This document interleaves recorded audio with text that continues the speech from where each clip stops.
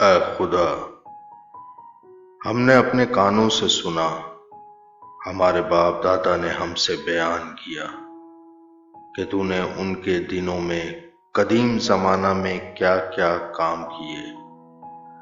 تو نے قوموں کو اپنے ہاتھ سے نکال دیا اور ان کو بسایا۔ تو نے امتوں کو تباہ کیا اور ان کو چاروں طرف پھیلایا، کیونکہ نہ تو یہ اپنی تلوار سے اس ملک پر قابض ہوئے اور نہ ان کے بازو نے ان کو بچایا، بلکہ تیرے دہنے ہاتھ اور تیرے بازو اور تیرے چہرے کے نور نے ان کو فتح بخشی، کیونکہ تو ان سے خوشنود تھا۔ اے خدا، تو میرا بادشاہ ہے، یعقوب کے حق میں نجات کا حکم صادر فرما۔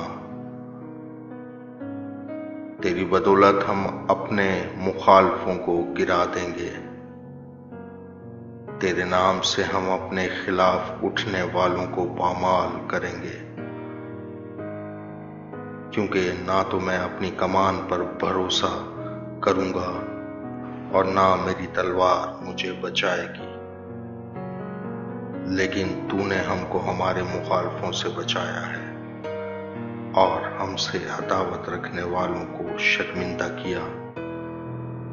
ہم دن بھر خدا پر فخر کرتے رہے ہیں اور ہمیشہ ہم تیرے ہی نام کا شکر ادا کریں گے، لیکن تو نے تو اب ہم کو ترک کر دیا اور ہم کو رسوا کیا اور ہمارے لشکروں کے ساتھ نہیں جاتا۔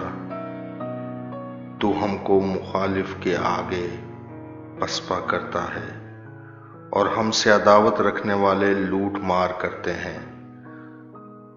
تو نے ہم کو ذبح ہونے والی بھیڑوں کی مانند کر دیا اور قوموں کے درمیان ہم کو پراگندہ کیا۔ تو اپنے لوگوں کو مفت بیچ ڈالتا ہے اور ان کی قیمت سے تیری دولت نہیں بڑھتی۔ تو ہم کو ہمارے پڑوسیوں کی ملامت کا نشانہ اور ہمارے آس پاس کے لوگوں کے تمسخر اور مذاق کا باعث بناتا ہے۔ تو ہم کو قوموں کے درمیان ضرب المثل اور امتوں میں سر ہلانے کا باعث ٹھہراتا ہے۔ میری رسوائی دن بھر میرے سامنے رہتی ہے اور میرے منہ پر شرمندگی چھا گئی۔ ملامت کرنے والے اور کفر بکنے والے کی باتوں کے سبب سے اور مخالف اور انتقام لینے والے کے باعث یہ سب کچھ ہم پر بیتا، تو بھی ہم تجھ کو نہیں بھولے، نہ تیرے عہد سے بے وفائی کی، نہ ہمارے دل برگشتہ ہوئے، نہ ہمارے قدم تیری راہ سے مڑے۔ جو تو نے ہم کو گیدڑوں کی جگہ میں خوب کچلا اور موت کے سایہ میں ہم کو چھپایا۔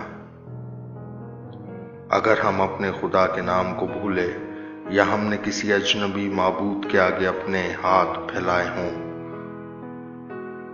تو کیا خدا اسے دریافت نہ کر لے گا؟ کیونکہ وہ دلوں کے بھید جانتا ہے۔